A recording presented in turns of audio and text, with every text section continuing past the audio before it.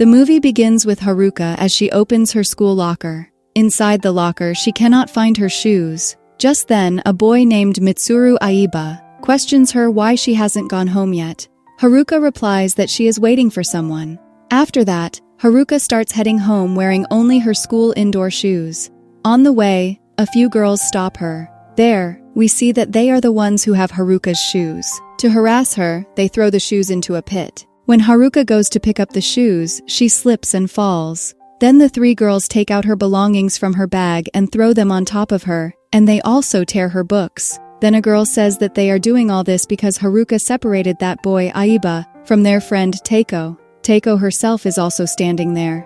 Just then, a boy named Kuga arrives there with his friends. Kuga takes Teiko and everyone else away from there and sends them home. Haruka somehow picks up her belongings and manages to reach home. When Haruka's younger sister, Shoko Nozaki, sees her in this condition, she starts crying for her elder sister. Haruka hugs her and tells her not to cry. Haruka's parents also hug their daughter. The next day, Haruka's father goes to the school to file a complaint. He talks to Haruka's class teacher, but the class teacher, Minami, is also a coward. She doesn't want to get into trouble with those other students. That's why she tells Haruka's father that the school is going to be shut down this year anyway. So why not spend its last days peacefully?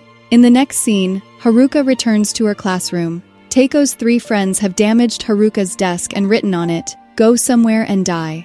At the same time, while Haruka's father is on his way back, Kuga, along with his friends, kicks him down the stairs. Kuga has attached sharp objects to his shoes, which causes Haruka's father to get badly injured. After knocking Haruka's father down, Kuga runs away laughing with his friends. Later, during class, they place a dead crow inside Haruka's desk and start telling their teacher Minami about it. But Minami doesn't care at all. She keeps filling the blackboard without stopping. At that moment, Aiba stands up for Haruka and says to Teiko, "You're the one making all this happen, right? Why don't you stop it?" Kuga replies that Teiko didn't do it. He did.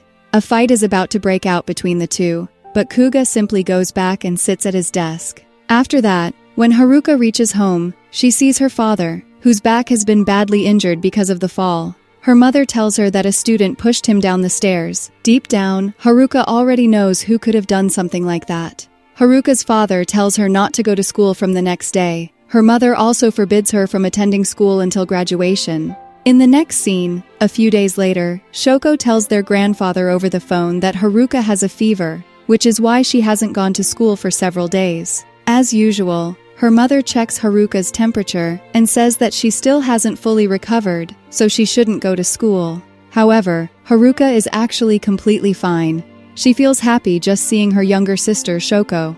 Meanwhile, Teiko and her friends are damaging Haruka's desk again. They are also getting extremely bored, because they haven't had a chance to bully Haruka for several days. So now, they tell a girl named Roomie Sayama to go to Haruka's house and convince her to come back to school. And if she fails to do that, they warn her that she will once again become their bullying target. The next day, Roomie goes to Haruka's house to meet her. Roomie questions Haruka how she's doing, and a song is playing in the background. Roomie says that the song sounds really good and wonders if Haruka can lend her that CD. As Haruka starts taking out the CD, Roomie tries to secretly take her photo so she can show it to those girls as proof, but Haruka stops her just in time. Then Roomie says she knows that Haruka isn't actually sick and requests her to come back to school. She explains that if Haruka doesn't return to school, those girls will start targeting her instead. But Haruka says that she will never go back to school again. The next day, Teiko's three friends lock Roomie inside a locker. Roomie shows them the same CD and says that she really did go to meet Haruka. However, the three girls don't believe her at all. They decide that from now on, Roomie will be their new target. Teiko is there with them as well, but as always, she does nothing and silently watches everything. At the same time, Teiko keeps the CD with herself. Meanwhile, Haruka is out with Shoko, and they run into Aiba, who is taking nature photographs with his camera. Haruka introduces Aiba to Shoko. Right there, Aiba takes a photo of the two sisters together. Back at school, Roomie has now become the bully's target. This time, Teiko starts cutting Roomie's hair in front of everyone, and all the others laugh while watching. But the strange thing is that Roomie doesn't seem affected by it at all. She doesn't look any less than a psycho. Right there, after cutting her hair, Teiko questions her, "So, how does it feel now?" To this, Roomie replies with a smile, saying that she feels much better and lighter now. Just then, one of the girls says that Roomie must bring Haruka back to school no matter what. Roomie says that she hates Haruka and wants to kill her. In the meantime, Aiba and Haruka have become good friends. They go out together, and before leaving, Shoko gives Haruka a locket, saying that she made it for her at school. Haruka really likes it. After that, Haruka and Aiba start roaming around the town together. They go to a river, where their hands accidentally touch. After that, they visit many places. Later, both of them start heading back home at night. On the way, they see two of Teiko's friends who look extremely scared and panicked. As soon as they see Haruka, they hide their faces and run away. Then Haruka notices that her house is on fire. She runs toward her home and sees that her entire house is burning. Her parents and her younger sister Shoko are trapped inside the burning house. Haruka tries to run inside to save them, but the others stop her. Just then, ambulances and firefighters arrive at the scene. Aiba immediately rushes into the house to try and save someone. After some time, Aiba comes out carrying Shoko in his arms. Shoko's entire body is badly burned, but she is still breathing. She is rushed to the hospital immediately. Seeing all this, Haruka can do nothing but scream and cry. After some time, Haruka's parents die after being burned in the fire, and her grandfather arrives to support her. At the same time, Shoko is admitted to the hospital. Her entire body is wrapped in bandages, and her condition is still critical. Because of this incident, Haruka's grandfather starts living with her. The next day, as Teiko is leaving for school, her mother tells her that the girl whose house caught fire is her classmate, and that she should meet Haruka and support her. Teiko agrees and leaves. Elsewhere, Kuga, his friends, and Teiko's 3 friends are all sitting together, terrified and panicking. One girl says that they're all going to get caught now. Roomie is also there with them, and she doesn't look scared at all. Later in class, Teiko is sitting quietly at her desk when the psycho Roomie comes up to her and says that she shouldn't have gone home that day, adding that they had a lot of fun. Saying this, psycho Roomie starts laughing. After this, their teacher Minami talks to Roomie and advises her to stay away from the bullies. Meanwhile, Kuga's 2 friends are shooting crows using a gun and a crossbow. They do this because the town is very small. There are no forms of entertainment like karaoke or game centers, and even bullying at school is something they do just for fun. Elsewhere, Teiko's 2 friends are extremely scared, feeling certain that they will be caught. At home, Roomie is sitting calmly and drawing sketches of Teiko. She has made many sketches of her. In truth, Roomie secretly likes Teiko and wants to be close friends with her. In this small town, snow begins to fall, and by the next day, the entire town is covered in snow. That day at school, everyone is shocked to see that Haruka has started coming to school again.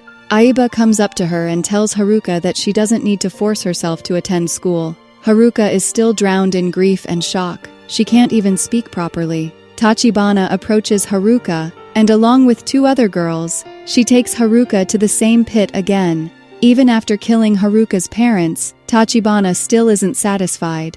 She starts bullying Haruka again, and pushes her into the pit. Then Tachibana climbs down into the pit and calls the other 2 girls to come down as well. She takes out a knife and says that she has always thought about dying too. But when she saw Haruka's mother burning to death, she finally realized how painful death truly is. Just then, Tachibana grabs Haruka and says that now Haruka will die too. But Haruka picks up a nail lying on the ground and stabs it into Tachibana's eye.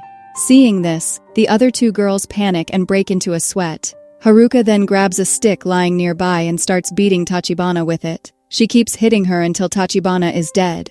After that, Haruka picks up the knife and moves toward the other 2 girls. They start screaming in fear, but there is no one around to hear them in this deserted place. One of the girls begs her to stop, saying that she didn't do anything, and that the real culprit is Kuga. But Haruka doesn't stop. She kills both of them as well. The next day at school, everyone learns that Tachibana and the other 2 girls have been missing since the previous day. People assume that the 3 of them must have run away together and left the town. Just then, a police car arrives at the school.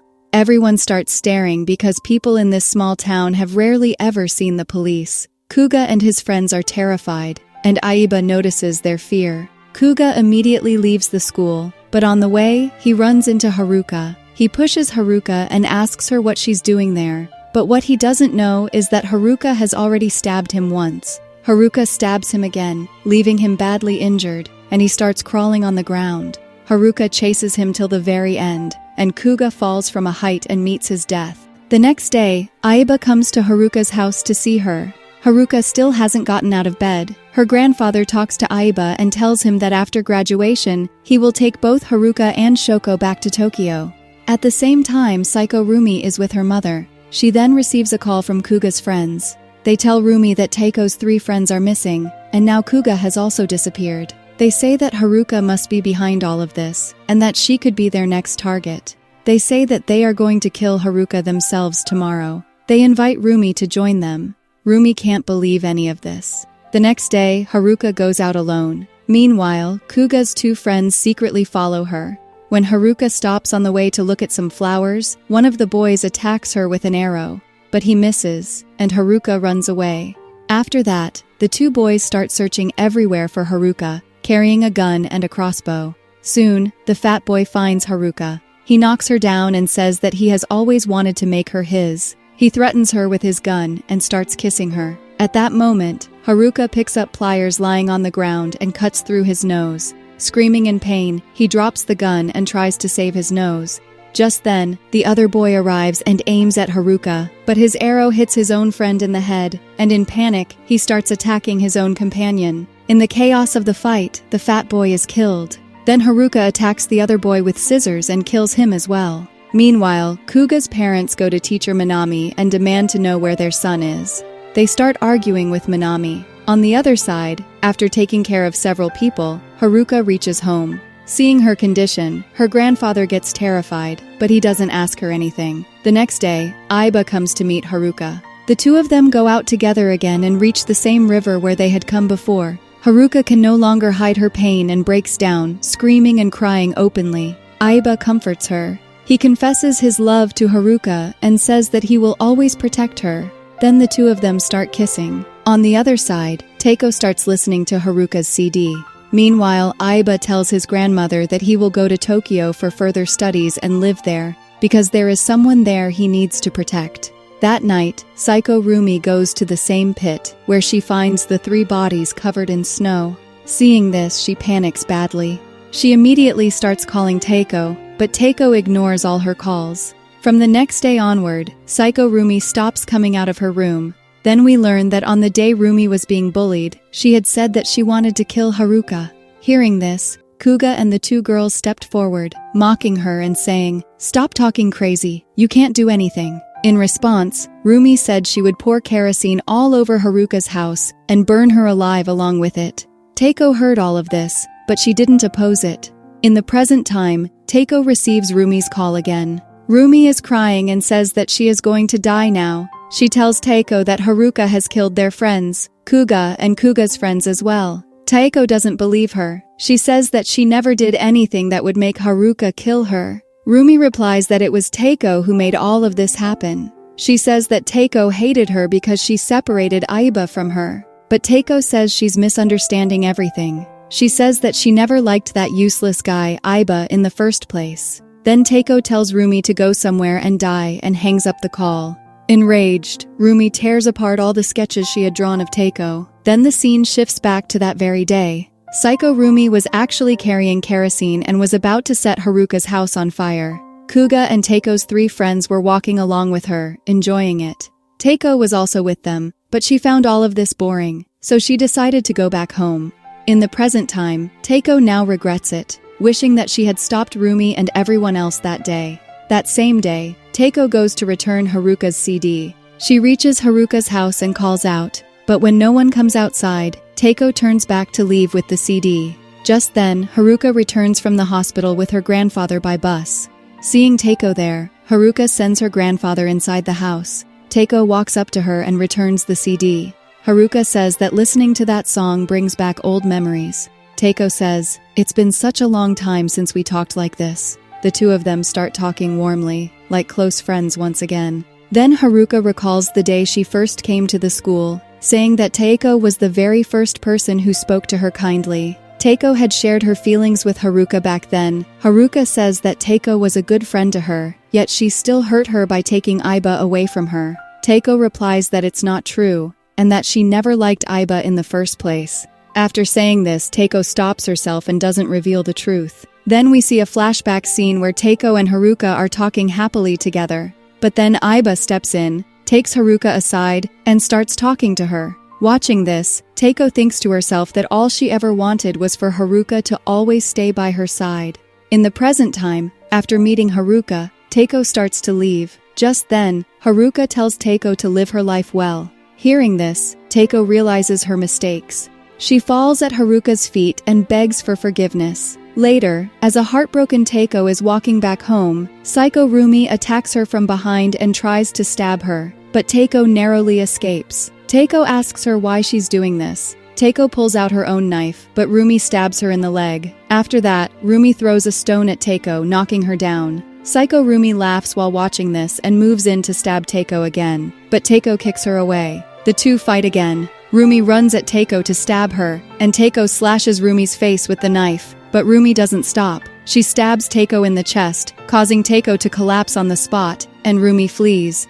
Later that night, Aiba calls Haruka. Aiba says that he spoke to Haruka's grandfather. Since Haruka is going to Tokyo after graduation, he says he will go with her. But Haruka says that won't be possible. Aiba questions why. Haruka replies, "When the snow melts, you'll understand." At this point, we see Aiba's hands covered in blood, and he looks no less than a psycho himself. He tells Haruka that in the end, she chose her family over him. In anger, he smashes his phone. Aiba then goes to his grandmother, whom this psycho has been torturing. His grandmother asks him if he killed his father the same way. He says yes, and explains that his father used to beat his mother every day. That's why he put an end to him. But after that, there was no one left to beat his mother. So he killed his mother as well. Aiba then apologizes to his grandmother for killing her, and says that whenever he starts liking someone, he doesn't know what to do. And now Haruka has chosen her family over him. Then Aiba says that tomorrow he will meet Haruka's grandfather, meaning Psycho Aiba is planning to kill him as well. Meanwhile, Roomie returns to her room, drenched in blood. Seeing this, her mother asks her to open the door, but Roomie threatens her mother with a knife and tells her to go away. Her mother says that no matter what happens, she will always stay by her side. Now, to save herself, Roomie starts thinking about killing Haruka. The next day, the parents of all the missing children go to the vice principal, saying that all of them were from the same class and disappeared after school. They start blaming Minami, accusing her of being responsible. In reality, those children had bullied other students as well as Minami, which reopened Minami's old wounds. Her past trauma returns, and she is unable to stand up to them.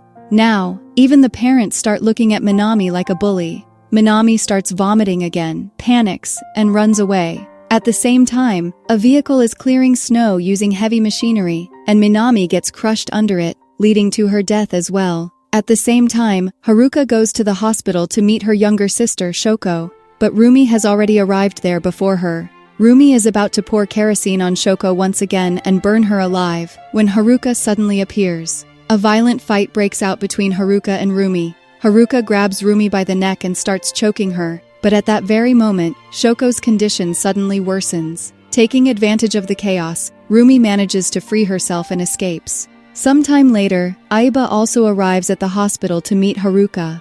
Just then, a nurse comes running toward Haruka and tells her that something terrible has happened to her grandfather. Haruka rushes to see him and finds that he has been brutally beaten. He is immediately taken into the operation room. At this point, Haruka begins to suspect Aiba. She rushes toward him and checks his hands, which are stained with blood. Now Haruka is convinced that Aiba is responsible for everything. Aiba tries to explain, saying that the wound is old and that he did everything only for Haruka. But Haruka steps back in fear and disbelief. Just then, Roomie returns once again. Roomie starts confessing everything to Haruka. She explains how she poured kerosene on Haruka's house, and when Haruka's mother arrived, she poured kerosene on her as well. Then Kuga threatened them using fire, but the flames spread by accident, and everything went out of control. After setting the house on fire, Roomie and the others ran away. Hearing all this, Haruka is consumed by rage. She charges toward Roomie to kill her, but Roomie stabs Haruka in the stomach with a knife. Aiba witnesses everything and starts brutally attacking Roomie. beating her mercilessly until she dies on the spot. However, even though Haruka is badly injured, she manages to stand up. She notices a photograph that falls out of Aiba's bag, a picture of her burning father and Shoko. Aiba casually admits that when he saw them burning, the scene looked iconic to him, and he couldn't resist capturing it on camera. At that moment, Haruka realizes the truth. Aiba is a complete psychopath. She pulls out her knife and attacks Aiba, but he dodges it. Enraged, Aiba starts punching Haruka repeatedly in the face. Then, just as he is about to take a photo of her suffering, Haruka, still alive and conscious, grabs a crossbow lying on the ground and fires an arrow straight into Aiba's eye, destroying his camera in the process. Aiba dies instantly, but Haruka is now too weak to survive. Haruka dies shortly after. Months later, the middle school graduation ceremony takes place. No one from that town shows up, except one girl. That girl is Taiko. She walks into her old classroom and remembers the days when she was truly happy with Haruka. And with those memories, the story finally comes to an end.